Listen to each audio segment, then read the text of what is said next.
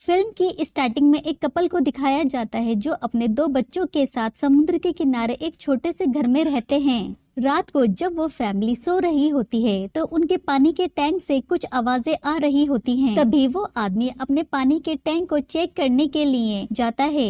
पहले तो उसे टैंक के अंदर कुछ भी नहीं मिलता, लेकिन जब वो टैंक से बाहर आने की कोशिश करता है तो एक क्रिएचर उसको उस टैंक के अंदर खींच लेता है और वो वहां से कभी भी वापस नहीं आ पाता। अब कहानी कुछ साल आगे जाती है जहां पर बैन अपनी फैमिली के साथ एक पेट शॉप चला रहा होता है और उन पालतू जानवरों को बेचकर ही बैन अपने घर का खर्च चलाता है। रात को जब वो अपनी शॉप बंद कर रहे होते हैं तभी वहां पर एक बूढ़ा आदमी आता है। वो बताता है कि वो एक वकील है और वो उन्हें उनकी माँ के बारे में कुछ बताने आया है। उसकी बात सुनकर बैन की वाइफ कहती है कि बैन की माँ तो कुछ साल पहले ही मर चुकी हैं। वकील ये सुनकर कहता है कि हाँ, ये मैं जानता हूँ, पर मैं तुम्हारी माँ के कुछ राज बताने आया हूँ। वकील उनके सामने एक प्रॉपर्टी के कागज रखता है। वकील बैन से कहता है कि तुम इस प्रॉपर्टी के आखिरी मालिक हो और इस प्रॉपर्टी के साथ जो तुम चाहो वो कर सकते हो। बैन उस वकील से अपने पिता के बारे में भी पूछता है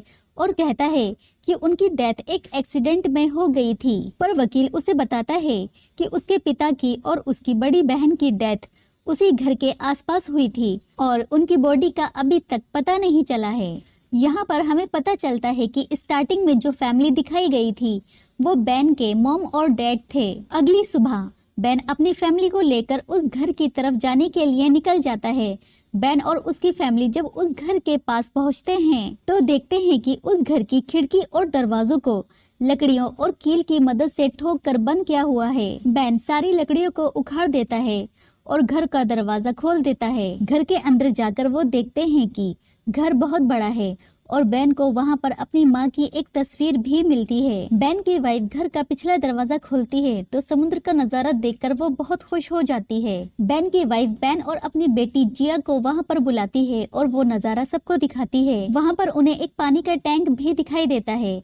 बैन की वाइफ बैन से पूछती है तो बैन उसे बताता है कि पुराने जमाने में लोग अपने घर के पास इसी तरह का टैंक बनवाया करते थे ताकि वो पानी को स्टोर कर सके। बैन टैंक की सफाई करने के लिए टैंक के अंदर जाता है तो उसे वहां पर एक पुरानी टूटी हुई लालटेन दिखाई देती है और टैंक पूरी तरह से सूखा हुआ था।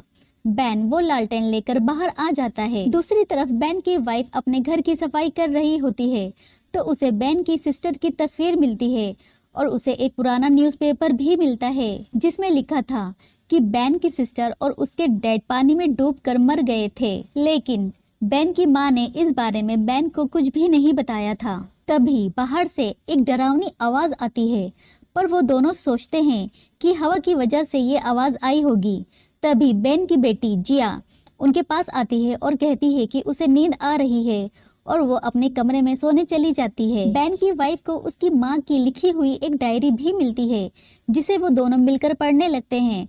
उसमें लिखा था, हम पहली बार इस घर में आए ताकि हम इसमें एक खुशहाल जिंदगी गुजार सकें और मेरे हस्बैंड ने एक आदमी को बुलाया और एक टैंक बनवाया जो कि बहुत गहरा था और अक्सर एक अनजान आदमी मेरे घर में लेटर भेजा करता था जिसमें इस घर को छोड़ने के लिए लिखा होता था। एक दिन मेरे हस्बैंड पानी के टैंक के अंदर गए और वहां से कभी भी वापस नहीं आए और इसी तरह से मेरी बेटी भी अचानक एक दिन गायब हो गई। मैंने उन्हें बहुत ढूंढा पर वो मुझे कभी नहीं मिले। बैन ये सब पढ़कर बहुत ज्यादा अपसेट हो चुका था। बैन सोचता है कि उसकी माँ ने उसे ये सब क्यों नहीं बताया। दूसरी तरफ जिया अपने कमरे में डर जाती है। उसे ऐसा लगता है कि उसके कमरे में कोई है और वो भागकर अपने मॉम डैड के पास आ जाती है और उनसे कहती है कि उसके कमरे में कोई है, आप आकर कमरे में चेक करें। बैन चेक करने के लिए बाहर जाता है तो वो देखता है कि घर का दरवाजा खुला हुआ है और वो देखता है कि टैंक का ढक्कन भी खुला हुआ है। बैन टैंक के ढक्कन को बंद कर देता है और बैन की वाइफ लालटेन लेकर अंदर घूम रही थी पर उसे भी वहाँ कोई नहीं मिलता। अगली सुबह उठकर बैन जनरेटर ठीक करने लगता है ताकि उसके घर में पानी आ सके और वो अपनी वाइफ से कहता है कि इसके बाद वो टैंक के अंदर जाएगा ताकि घर में पानी भी आ सके। बैन अब टैंक के अंदर जाता है और उसे वहाँ पर एक स्टीयरिंग दिखाई देता है जिसको घुमाते ही टैंक का पानी चालू हो जाता है। कुछ देर बाद जिया और उसका डॉगी उस टैंक के पास खेल रहे होते हैं और डॉगी टैंक को देखकर भौंकने लगता है। जिया उस टैंक के अंदर देखती है तो वो डर जाती है और चीखने लगती है। वो टैंक के अंदर एक अजीब से क्रिएचर को देखती है जो पानी में तैर रहा होता है।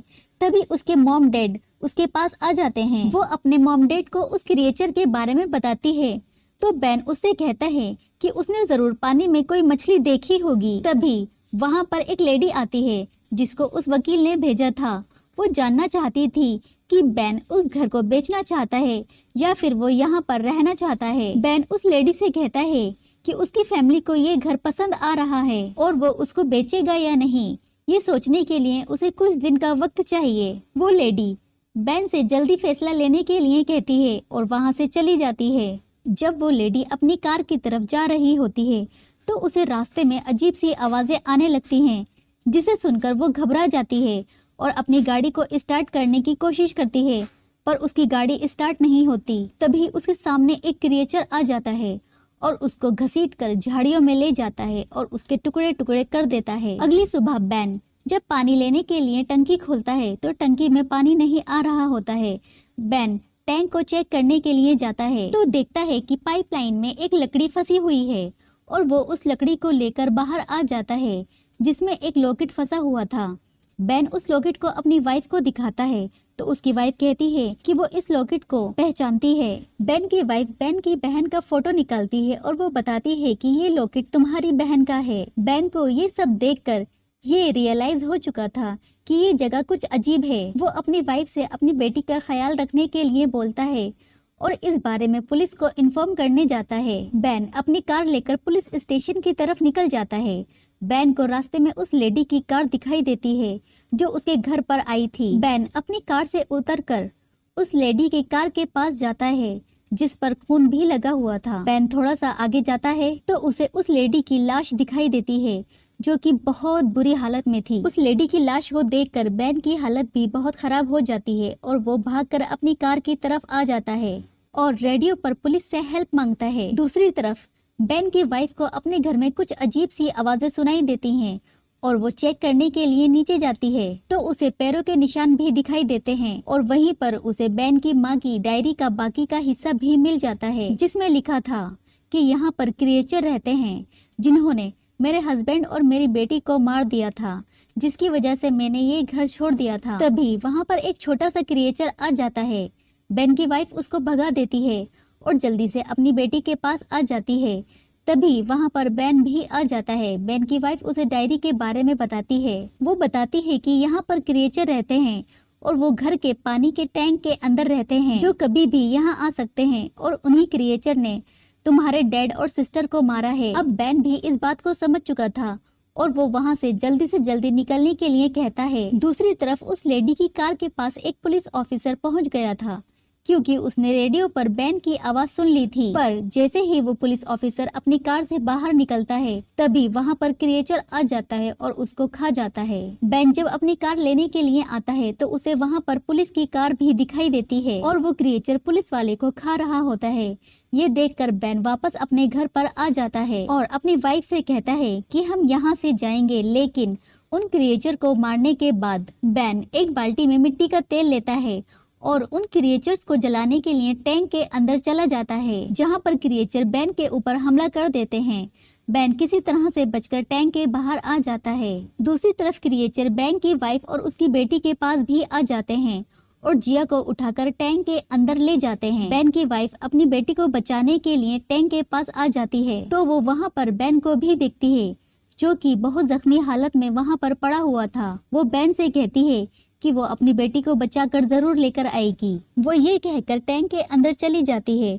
वो अपने साथ मिट्टी का तेल और लाइटर लेकर जाती है। वो टैंक में क्रिएचर पर आग का हमला करती है जिससे क्रिएचर उससे दूर चले जाते हैं और वो किसी तरह से अपनी बेटी को बचाकर उस टैंक से बाहर लेकर आ जाती है। वो अपनी बेटी से कार में बैठने के लिए बोलती है और बेन को भी खींचकर कार की तरफ लाने की कोशिश करती है, लेकिन जब वो बेन को कार की तरफ लेकर आती है तो वो देखती है कि एक क्रिएचर कार के ऊपर बैठा हुआ है जो कि उसकी बेटी को खाने की कोशिश कर रहा है। बेन की वाइफ किसी तरह से क्रिएचर का ध्यान भटकाकर बेन को कार में बिठा देती है और जैसे ही वो कार स्टार्ट करती है तो देखती है कि एक क्रिएचर उनकी कार के अंदर आ जाता है और बैन उस क्रिएचर को गन से शूट कर देता है जो कि उसने उस पुलिस वाले की लाश के पास से ली थी।